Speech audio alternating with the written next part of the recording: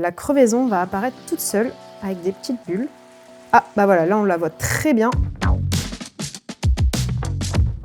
Une crevaison? Pas de panique. Descendez de votre vélo, rentrez à la maison et je vous explique comment la réparer facilement et rapidement chez vous. L'essentiel, c'est d'avoir le bon équipement, car une crevaison ne s'anticipe pas, mais l'équipement, oui. Effectuez les bons gestes, car vous verrez, ce n'est pas si compliqué.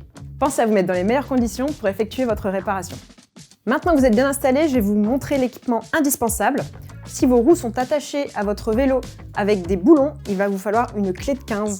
Deuxième chose nécessaire, c'est le kit de réparation. Il se compose du petit tube de colle, d'un petit papier de verre pour frotter un petit peu votre chambre à air et de rustine. Il va vous falloir des démonte-pneus, donc ils sont toujours vendus par 3. C'est ce qui va servir à déloger votre pneu de la jante. Si votre crevaison n'est pas réparable, que vous avez déchiré la chambre à air, dans ce cas-là, ce que vous pouvez faire, c'est changer avec une nouvelle chambre à air. Il existe deux types, soit avec les grosses valves, soit avec les petites valves. L'idéal, c'est d'avoir les deux mêmes valves sur la roue avant et sur la roue arrière. Et ensuite, vous allez regarder la taille du diamètre de votre roue. Ça sera écrit sur votre pneu. Ici, on a 700, donc ça, c'est le diamètre. C'est à vous de regarder et de choisir la bonne taille. Il y a autre chose à regarder, c'est la largeur de votre pneu. C'est pareil, sur le flanc, vous allez retrouver le numéro. Ici, la chambre à air, elle est valable pour des pneus entre 35 et 45. Elle peut servir à des pneus qui font par exemple 38 mm.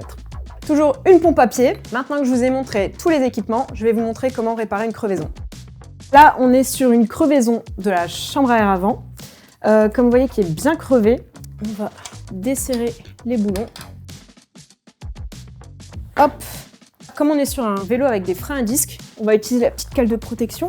On va juste loger entre les deux plaquettes de frein. Voilà. Et maintenant, on va démonter la chambre à air et le pneu. Il faut enlever le petit capuchon de votre valve s'il est encore dessus. Et donc là, je continue un petit peu de travailler. Voilà, ça va faciliter l'extraction.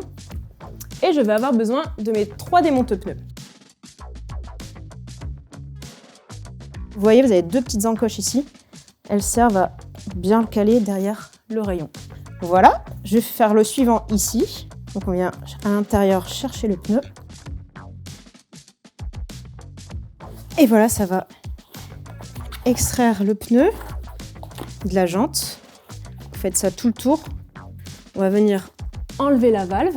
Là, maintenant, la valve, elle est libre. On va pouvoir tout simplement tirer sur la chambre à air. Et maintenant, on va pouvoir réparer notre crevaison. On peut faire un petit check visuel au cas où ça serait une grosse crevaison. Ici, effectivement, je vois pas. Du coup, ce qu'on va faire, c'est qu'on va s'aider d'une bassine. Pour ça, il va falloir regonfler un petit peu la chambre à air. Donc, il va falloir la bloquer, voilà, comme ça avec le levier.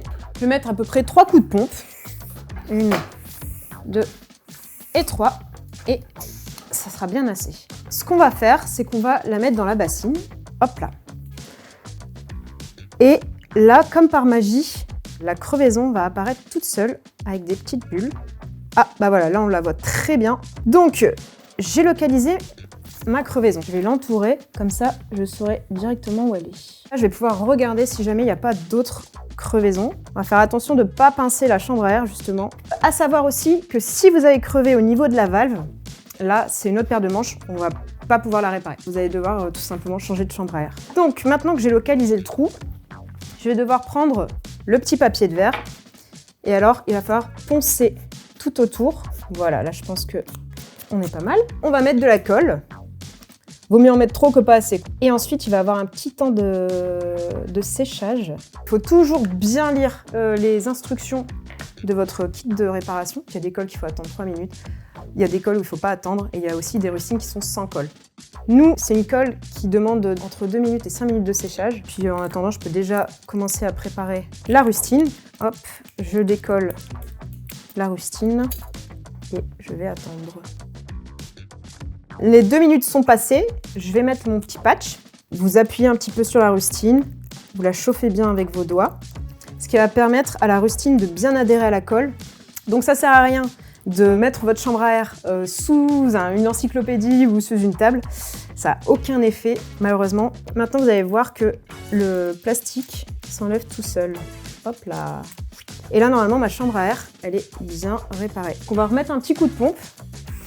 1, 2, 3. Et on va voir si ça a bien marché. On peut faire un petit check comme ça à l'oreille. Et là, j'entends plus rien. Donc c'est que la crevaison est bien réparée. Et voilà, maintenant qu'on a réparé la crevaison, on va pouvoir tout simplement reloger la chambre à air dans le pneu.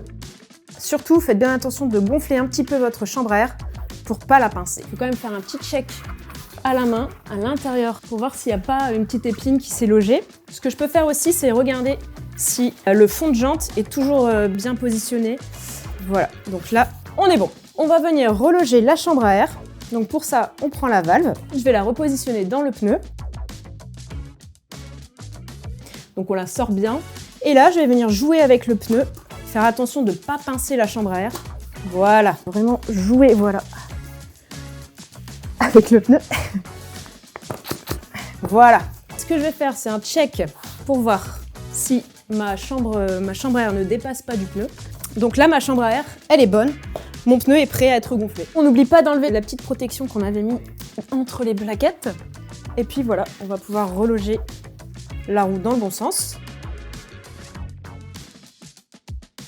Je vais venir resserrer la roue avec ma clé de 15 et on va pouvoir passer au gonflage. Sur le flanc de votre pneu, vous avez les indications de gonflage. Ici, voilà, on a 3,5 à 4,5 bars. Petit tips, si vous êtes sur le bord de la route, vous avez crevé et vous voulez rentrer chez vous rapidement, vous pouvez utiliser la bombe de dépannage crevaison. C'est très simple d'utilisation, ça va colmater votre chambre à air. Comme ça, vous allez pouvoir rentrer chez vous rapidement. Par contre, il vous faudra, dès que vous rentrez chez vous, changer la chambre à air car c'est juste une solution de dépannage rapide. Merci d'avoir regardé cette vidéo, j'espère que maintenant vous savez réparer une crevaison. Vous voyez, ce n'est pas si compliqué quand on a le bon équipement. Pour plus d'astuces et de conseils, n'hésitez pas à consulter notre chaîne et retrouver toutes nos vidéos autour de la réparation de vélo.